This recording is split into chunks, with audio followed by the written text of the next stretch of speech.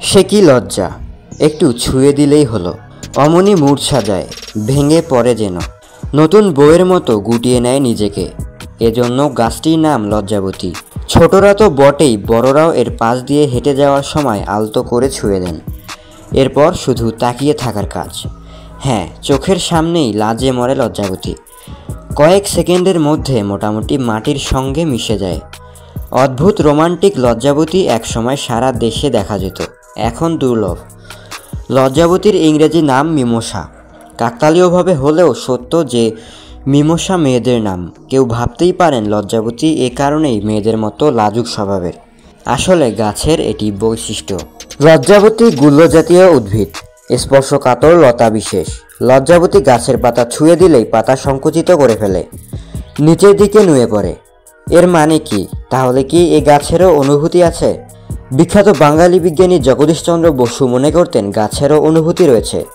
মানুষ যেমন আগুনের ছ্যাঁকা লাগলে বা গরম অনুভব করলে হাত সরিয়ে নেয়, কিংবা চোখে কোনো ক্ষুদ্র বস্তু বা বালি পড়লে পানি আসে, এসব প্রমাণ করে মানুষের অনুভূতি রয়েছে।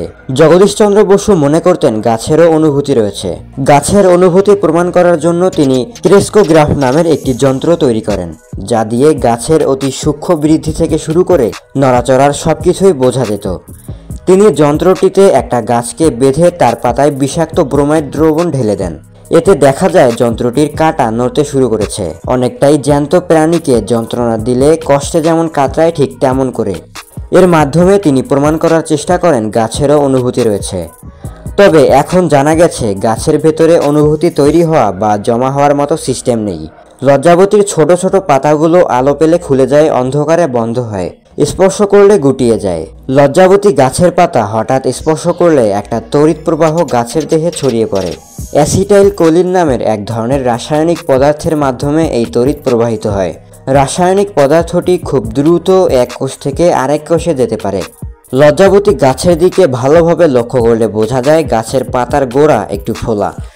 এর ভেতরে রয়েছে অনেক কোষ। কোষগুলো পানি এবং খনিজ পদার্থে পরিপূর্ণ থাকে। রাসায়নিক পদার্থটির প্রভাবে পাতার গোড়ায় ফোলা কোষ থেকে খনিজ লবণ সহ পানিও বের হয়ে আসে।